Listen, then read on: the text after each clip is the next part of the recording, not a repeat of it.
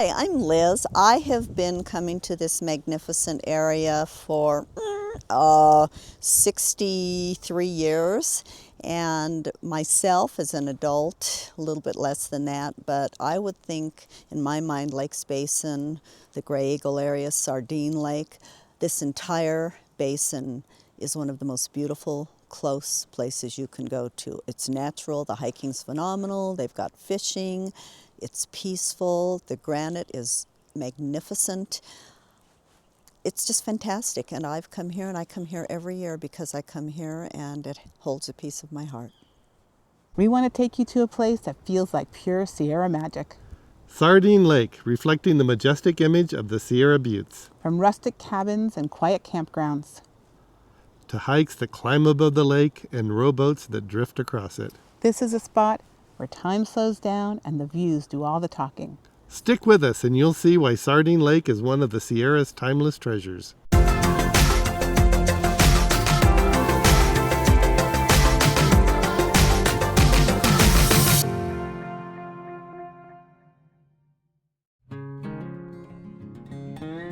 We're easing our way through the Sardine Lake Campground, right beneath the shadow of the Sierra Buttes. It may look quiet today, but in summer this place buzzes. Every site booked with families, hikers, and anglers soaking up the mountain air. Each campsite has access to running drinking water, a fire ring, and clean pit toilets. Everything you need for a few days off the grid. And those steel food lockers? Essential. The bears and little critters up here are adorable, but they're also very motivated. There's always a camp host on duty too, ready to help with questions or keep things running smoothly during the busy season. And just down the road is the sand pond, a warm weather favorite where people swim, float, and cool off after a long hike. It's easy to see why this campground fills up so quickly when summer hits. And if you think this is beautiful, stick around. Wait until you see what's just around the corner.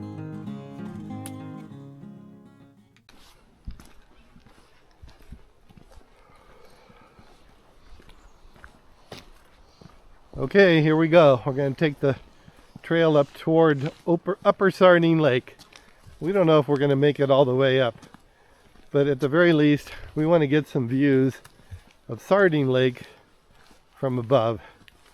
It's quite nice spot for viewing.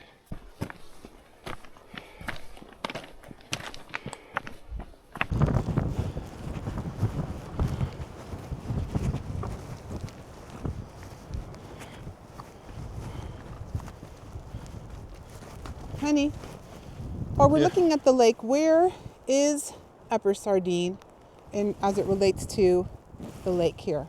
Okay, you see that sheer rock face right at the end of Sardine Lake, this lake here? There's kind of almost like a cliff, and if you look up at the top, there's just a handful of trees up there. That's basically the shoreline of Upper Sardine Lake. Oh, okay, cool. Okay, All does right. that make sense? Let's hopefully we'll get there. Yeah.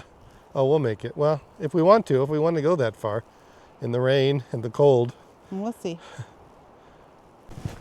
The lake is incredible. It's too bad it's not a sunny day because the reflections are amazing, and of course the views of the buttes are more amazing.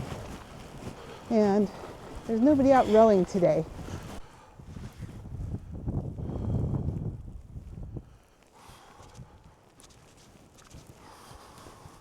How you doing, sweetie? I'm doing great. You have to watch out for your feet though, Yeah, because of of course. all these rocks the way they are. Of course. Are you cold? Not right now. Oh, good. Working up No. some heat. Yes, that's good.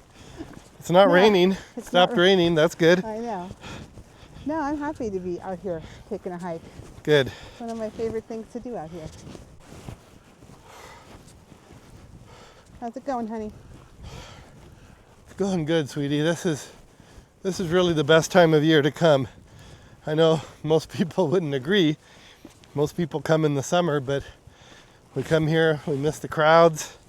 The weather is cooler.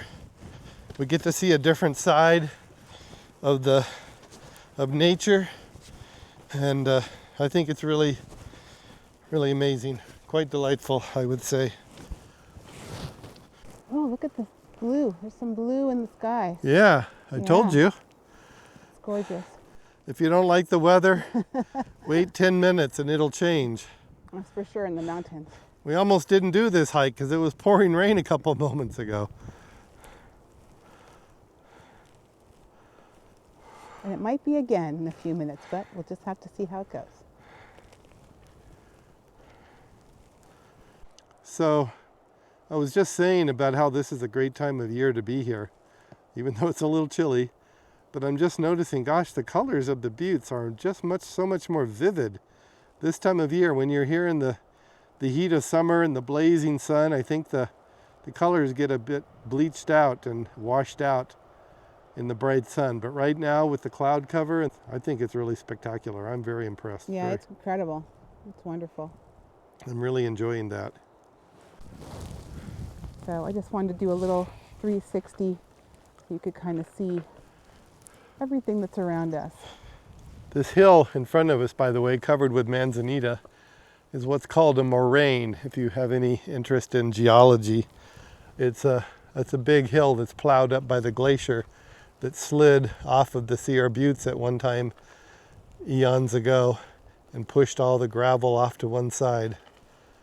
It's also the same glacier that actually created the hollow that this lake fills in. Some parts of this trail are very rocky. You have to really be careful of your ankles. Hey honey, here's a sign that kind of tells us about the nonprofit, the people that bought this land so they could preserve it for us. We're really very lucky that they were able to do that. Yeah, we should be very grateful to all these people that are listed here that donated money so that this land could be preserved for all of us to enjoy. I think it's really incredible. Wow, look at the clouds. Moving very quickly right now. And showing us a beautiful blue sky behind them. Well, while we're here, we're at this giant boulder that was once up on top of the buttes. And you can imagine it, the glacier, the power of the glacier, of nature, kind of brought this boulder down here, and then it stopped, and eventually the glacier melted and left it here. But it's incredible to think of how powerful nature is and the things that it can do. Okay, babe, I think we're almost there. I hope so. I don't know. It gets a little rocky here toward the end. It's rocky on the whole way. Well, you're right. Oh, there was a little critter that I we think just we're missed, getting a little close. critter hiding away. Oh. We weren't able to catch it on camera, but we were both very startled just now. As we walked past a thicket of brush, there was some kind of a very loud, very large bird that we startled, and it flew away, and the flutter of its wings was very loud. I thought it was a growl. So this is a dam that was made by the gold miners in the 1840s, most likely, or 50s, to back up the lake a little bit higher to provide power, some kind of hydro power to run a mill. There was a mill close by here. I remember seeing it when I was a kid. It's gone now. I think it burned in the 90s. Well, here's the dam, so that means we made it. And just up here will be the lake, Upper Sardine Lake.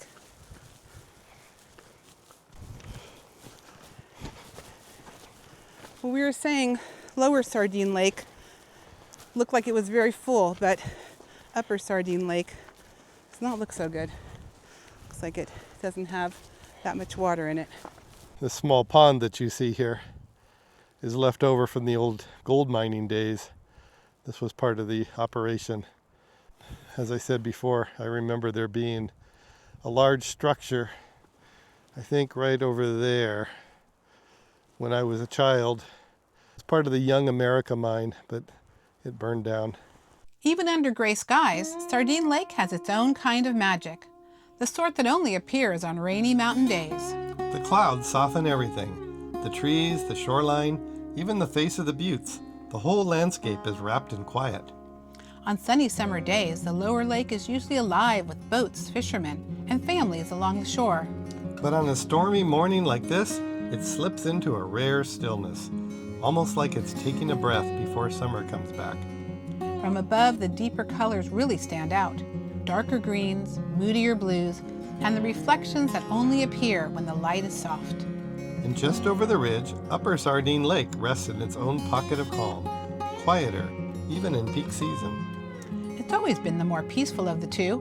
No motors, no crowds, just wind and water echoing off the granite.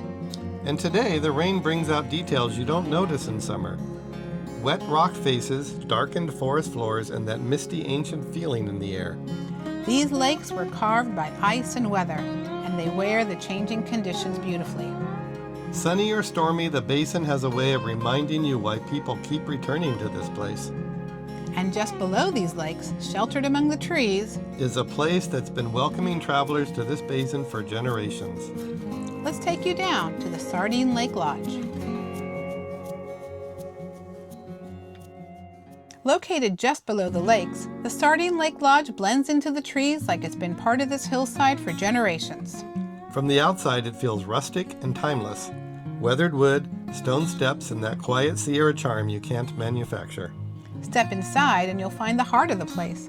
A warm dining room, old wood beams, and a restaurant that's been serving visitors for decades.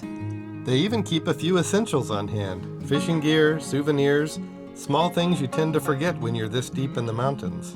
Just a short walk from the lodge are several cabins you can rent. Simple, cozy, and perfect for unplugging from everything.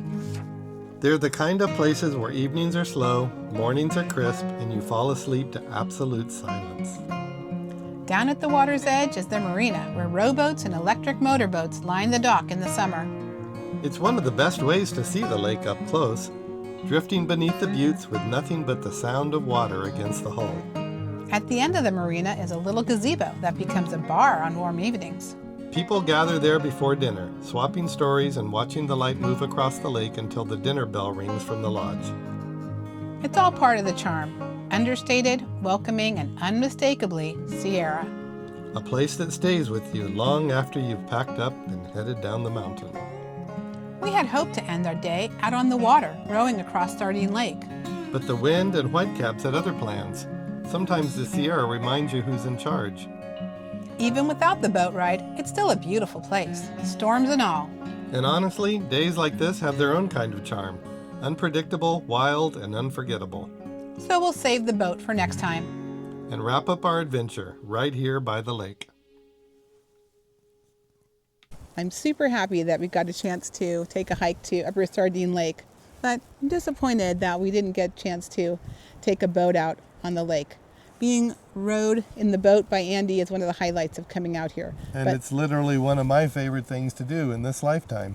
But the weather is just so windy, and there's a chance of rain, and it's very cold, and I don't think it'll be very pleasant. not the best day for a boat ride on this lake. So hopefully it'll happen again on another day. Another time. Yeah.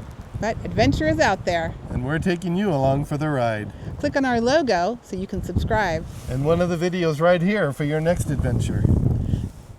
See you next time.